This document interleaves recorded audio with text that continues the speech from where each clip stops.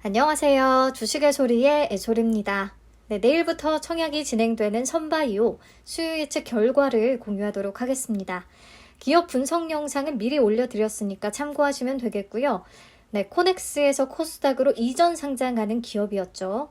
공모가 밴드 상단으로 제시했던 금액이 현재 코넥스 시장에서 거래되는 가격보다도 높은 수준이었기 때문에 수요 예측 결과는 당연히 안 좋을 거라고 생각을 했었어요.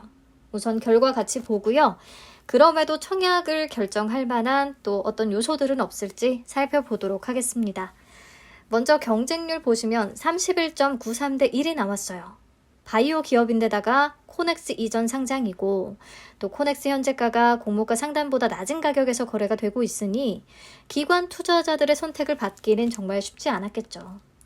최근에 제약, 바이오주로 꼽을 수 있었던 종목들의 수요 예측 결과, 경쟁률을 보시면 RP바이오를 제외하고는 전부 다 50대 1 미만을 기록했었다는 거 알 수가 있어요.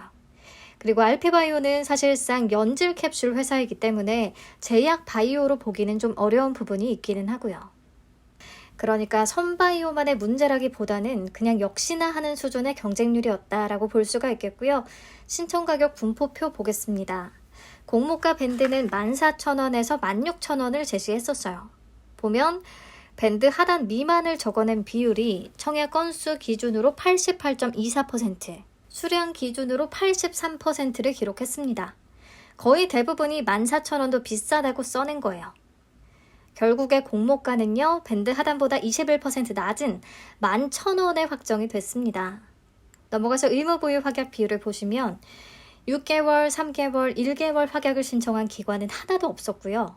15일 단기 확약을 신청한 기관이 31개입니다.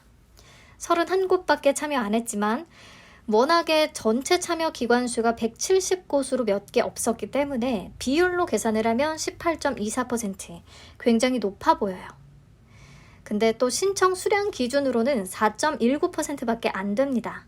31개의 기관들이 매우 소량씩만 신청을 했기 때문이에요. 근데 이런 경우에 최종적으로 배정을 할 때 31개의 기관이 신청한 수량을 대부분 배정받도록 해준다면 최종 확약 비율은 생각보다 많이 오를 수도 있습니다. 네, 기관 유형별 신청 현황을 보면 국내 운용사 30곳이 참여했거든요. 그 외에 기타 기관 딱 한 건 있고요. 국내 운용사들만 관심을 보인 수요 예측이었다라고 보시면 되겠습니다. 네, 그럼 공모 개요 보시죠. 총 공모 주식 수는 61만 6천 주, 확정 공모가는 11,000원. 그래서 총 공모 금액은 약 68억 원 정도밖에 안 되고요. 예상 시가총액은 약 1,355억 원 정도입니다. 환불까지 또 4일이 걸리니까 요거 잘 체크하시고요. 상장은 10월 4일로 예정이 되어 있습니다. 하나증권에서 주관했고요. 네, 상장 직후에 유통 가능한 물량은 66.75%, 코넥스에서 코스닥으로 이전 상장하는 종목이기 때문에 기존의 코넥스 시장에서 거래했던 기존 주주들의 물량이 무척 많을 수밖에 없습니다. 그래도 67% 가까이면 많아도 너무 많긴 하네요.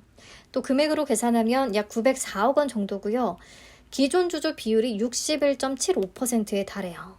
유통 물량 측면에서 단점이 이렇게 강하게 보이죠. 여기까지 정리를 하면 경쟁률은 31.93대 1로 매우 낮고요. 신청가격 분포표상으로도 밴드 하단 미만을 제시한 비율이 가장 높았습니다. 공모가는 밴드 하단보다 21% 낮은 11,000원에 확정이 됐고요. 의무보유 확약 비율은 신청 수량 기준으로 4.19%를 기록했습니다. 근데 청약 건수 기준으로는 18% 이상이라 최종적으로 잘만 배정을 해준다면 좀 올릴 수 있을 것 같기는 해요. 네, 상장일의 유통 가능 물량은 66.75%, 기존 주주 비율 61.75%, 유통 가능 금액 904억 원이라는 게 굉장히 핸디캡으로 느껴지죠. 자, 하지만 추가적으로 좀 살펴봐야 하는 것들이 있습니다. 기존 주주의 대부분을 차지하는 소액 주주들의 매수 단가는 과연 얼마인가? 그래서 공모가 부근에서 매도할 가능성이 어느 정도인지 체크를 한번 해봐야겠고요. 공모가를 낮췄으니까 가격 메리트가 생겼는지 한번 살펴봐야겠고요. 그리고 코넥스 이전 상장 종목들은 상장일 시초가가 공모가의 90%에서 200%가 아니라 나름의 기준가를 계산하는 공식이 따로 적용이 되거든요. 이때 기준가가 공모가보다 높게 책정이 된다면 공모가의 배정을 받았을 때 손해를 좀 줄일 수 있는 그런 기준가 마법 효과를 누릴 수가 있게 됩니다. 그 부분도 체크를 해봐야겠죠. 그 유통가는 금액이 낮다거나 의무 보유 확약 비율이 높다거나 했다면 반전의 가능성을 조금 더 높게 평가했을 텐데 전혀 그런 상황은 아니에요. 그래서 1번, 2번, 3번 요소들 위주로 체크를 해보겠습니다. 우선 기존 주주, 그 중에서 코넥스 시장에서 거래했던 소액 주주들의 매수 단가는 얼마일까? 월봉 차트를 쭉 보면요. 제가 보라색 선을 그어놓은 게 11,000원 부근이거든요. 그렇다면 코넥스 시장 거래 가격이 11,000원 아래로 내려간 적이 별로 없다는 얘기예요. 소액 주주들의 매수 단가는 대부분 11,000원 이상일 거라는 거죠. 그렇다면 이들이 공모가인 11,000원 근처에서 매도 물량을 쏟아낼 가능성은 좀 낮다고 볼 수가 있겠습니다.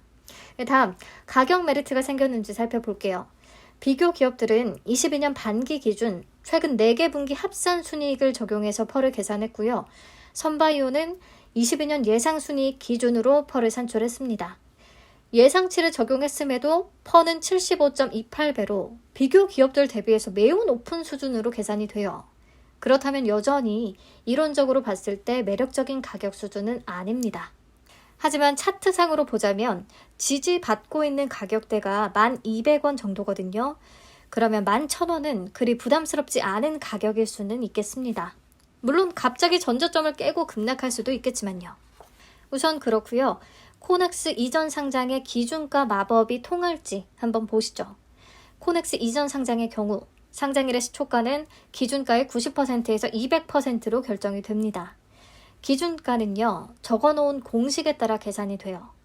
기존에 거래되던 주식에는 코넥스 가격 수준을 반영하고요.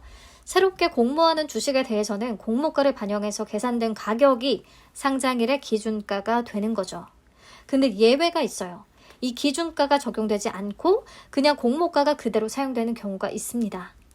1번 거래 형성일이 30일 미만이거나 2번 상장일 이전 1년 동안 투자 경고 종목 또는 투자 위험 종목으로 지정된 경우 3번 코넥스 시장 가격이 공모가보다 30% 이상 높거나 낮은 경우 즉 선바이오의 경우에는 14,300원 이상이거나 7,700원 이하인 경우가 해당이 되겠죠.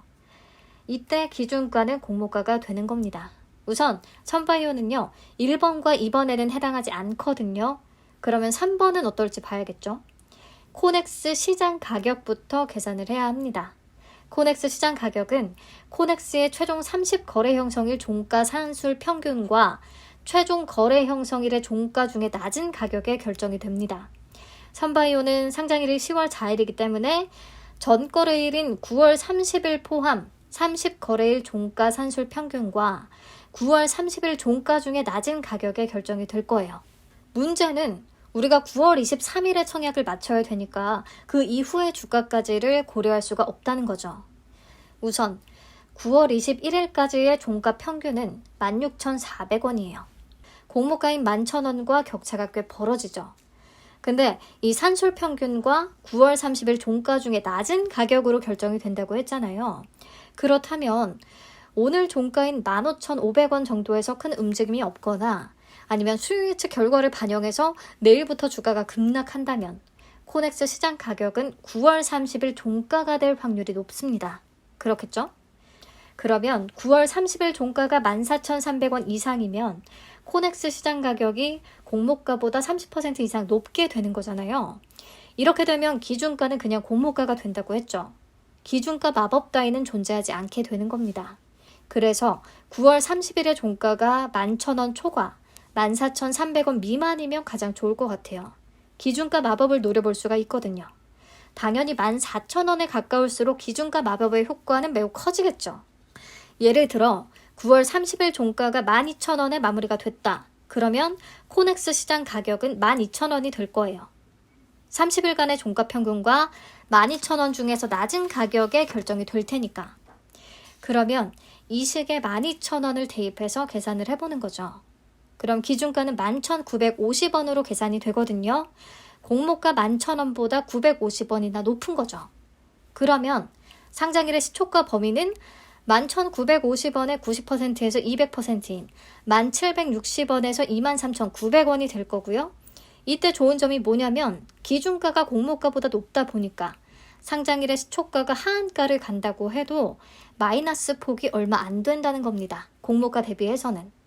자, 그래서 기준가 마법이라는 말이 나온 건데 우선은 9월 22일과 23일까지 주가 추이를 더 지켜보고 기준가 마법의 가능성이 있을지 없을지는 추가 확인이 필요할 것 같아요.